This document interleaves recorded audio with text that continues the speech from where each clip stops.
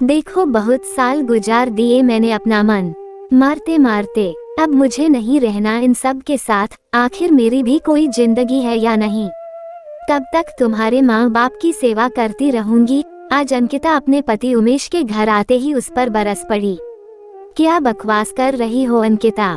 ये फितूर तुम्हारे दिमाग में किसने भर दिया? सोचना भी मत कि मैं अपने परिवार को छोड़ दूंगा। उमेश अंकिता के इस व्यवहार से बहुत हतप्रभ था, क्योंकि आज से पहले अंकिता ने कभी ऐसी बातें नहीं कही। क्यों नहीं छोड़ सकते इन लोगों को? मैं तुम्हारी पत्नी हूँ और पति पत्नी का रिश्ता सब रिश्तों से ऊपर होता है। तुम्हें नहीं पता तो जाकर अपनी माँ से पूछ लो, अंकिता तेज आवाज में बोली। बहू बेटे के झगड़े की तेज आवाज सुनकर कमला जी भी उनके कमरे तक आ गईं। क्या बवाल मचा रखा है आज घर में? आखिर बात क्या है जो तुम दोनों इस तरह लड़ रहे हो? कमला जी आंखें तरेरते हुए बोली। कमला जी को देखकर अंकिता उनकी ओर आई और बोली, माँ जी, अच्छा हुआ आप आ गईं। आप ही समझाओ अपने बेटे को, मेरी बात तो ये समझते ही नहीं। मैं इनकी पत्नी हूँ तो मेरी खुशी का ख्याल रखना इनका फर्ज है कि नहीं? कह दो इनसे कि चुपचाप मेरी बात मान लें और अलग घर ले लें। अंकिता की बात सुनकर कमला जी सख्ते में आ गई। ये क्या बकवास कर रही हो बहू? तुम्हारा दिमाग तो खराब नहीं हो गया है? क्यों मेरे बेटे को उल्टी पट्टी पढ़ा रही हो? अरे क्या इस दिन के लिए ही इसे पाल पोस कर बड़ा किया था कि बुढ़ापे में ये हमें छोड़कर बीवी का पल्लू पकड़कर चला जाए? क्या कमी है तुझे इस घर में? माँ जी, मुझे 5 साल हो गए आप लोगों के साथ रहते रहते। ना अपनी मर्जी से कहीं आ जा सकती हूँ, ना अपनी मर्जी के कपड़े पहन सकती हूँ। जितना भी कर लो कभी किसी के मुंह से तारीफ के 2 बोल नहीं निकलते। मेरा भी मन करता है अपनी मर्जी से जीने का। क्यों रहूं मैं इस घर में, आप सबका काम करने के लिए और सेवा करने के लिए? और आपको आज क्या हो गया? कल आप ही तो नंदोई जी को ये सब समझा रही थी, फिर अपने बेटे को क्यों नहीं समझाती? अंकिता की बात सुनकर कमला जी की आंखों के आगे कल का दृश्य घूमने लगा। कमला जी की बेटी मनोरमा की शादी को साल भर ही हुआ था। आए दिन वो ससुराल में झगड़ा करके अपने मायके आकर बैठ जाती थी। इस बार कमला जी ने अपने दामाद को घर बुलाकर अच्छी झाड़ लगाई। देखिए दामाद बाबू, मेरी बेटी को मैंने बहुत लाड से पाला है। इसके बोलते के साथ इसकी सर फरमाइश पूरी की है। इसे हमने ऊंची शिक्षा इसलिए नहीं दिलाई कि ससुराल में जाकर ये झाड़ू बर्तन करे या आपके माँ बाप के नखरे उठाए। अरे हमने आपके साथ इसकी शादी की है तो इसे खुश रखना आपकी जिम्मेदारी है। मेरी बेटी अब तभी आपके साथ जाएगी जब आप अलग घर लेकर रहेंगे, ताकि मेरी बेटी चैन से जी पाए। याद रखिए, सारे रिश्ते पीछे छूट जाते हैं, लेकिन पति पत्नी का रिश्ता ही उम्र भर साथ रहता है। आपको अपने बीवी बच्चों और भविष्य के बारे में सोचना चाहिए, ना कि दुनियादारी के बारे में। हमने तो आपकी अच्छी नौकरी, अच्छी तनख्वाह देखकर मनोरमा का हाथ सौंपा था, ना कि आपका परिवार देखकर।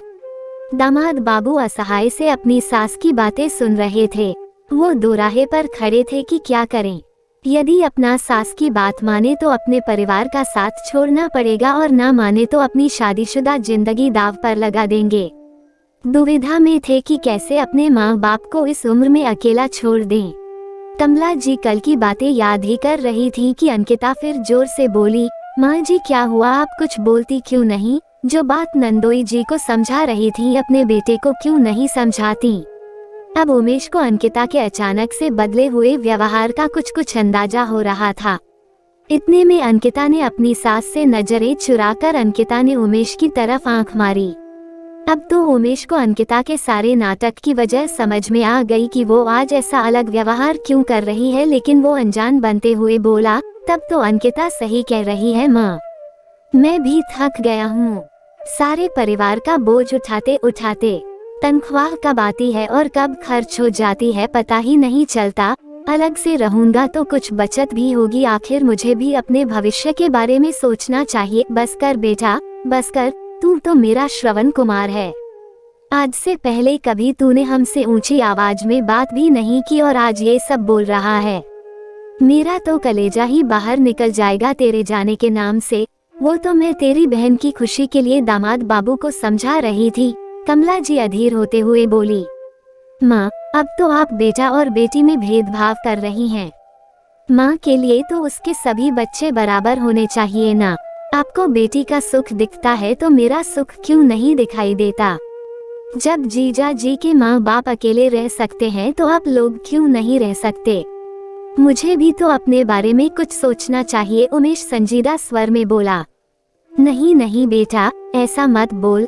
इस उम्र में तू अपनी माँ को छोड़कर कैसे जा सकता है? तेरे बिना मैं किसके सहारे जीऊंगी? मेरी ही मति मारी गई थी कि मैं अपनी बेटी को समझाने की बजाय दामाद बाबू को उल्टी पट्टी पढ़ा रही थी। मैं समझाऊंगी मनोरमा को और दामाद बाबू से माफी भी मांग लूंगी, लेकिन तू कहीं जाने की बात मत करना बेटा। कमला जी का कलेजा बेटा बहू के जाने के नाम से ही मुंह को आ गया था। वो बिल्कुल बौखला गई थी। कमला जी की आंखों में पश्चाताप के आंसू थे। माँ की ऐसी हालत उमेश और अंकिता से देखी नहीं गई। अंकिता अपनी सास का हाथ पकड़कर बोली, माँ जी हम कहीं नहीं जाएंगे। माँ बाप के बिना भी कोई घर घर होता है क्या? मैं तो बस आपको समझाना चाहती थी कि आप जो कर रही हैं वो गलत है। नंदोई जी सिर्फ दीदी के लिए अपने पूरे परिवार को कैसे छोड़ दे, जबकि उनकी कोई गलती भी नहीं है। ऐसा तो नहीं है कि दीदी के ससुराल वाले उन पर कोई अत्याचार करते हैं। अपनी चंद आजादी के लिए परिवार की जिम्मेदारियों से आजाद होना तो कोई हल नहीं है ना। जिस तरह आपको अपना बेटा प्यारा है, नंदोई जी भी तो किसी के बेटे हैं। आखिर उनके माता पिता किसके सहारे अपनी जिंदगी काटेंगे? परिवार से ही तो घर बनता है ना माँ। तुम ठीक बोल रही है बहू। एक माँ होकर भी दूसरी माँ का दुख नहीं समझ पा रही थी। अलग घर परिवार में थोड़ा सामंजस्य तो सब लड़कियों को बैठाना पड़ता है। मैं मनोरमा को समझाऊंगी, बस तुम लोग आज के बाद कहीं जाने की बात मत करना। दरवाजे पर खड़ी मनोरमा भी उनकी बातें सुनकर मन ही मन सोच रही थी कि गलती उसकी ही है। यदि आज उसकी भाभी भी उसकी तरह सिर्फ अपना स्वार्थ और सुख देखती तो उसके मायके की क्या हालत होती। मन ही मन वो निर्णय कर रही थी कि वो भी एक अच्छी बहू और अच्छी पत्नी बनकर दिखाएगी। परिवार के प्रति अपना फर्ज निभाने में अपने पति का साथ देगी, ना कि उसकी राह का रोड़ा बनेगी।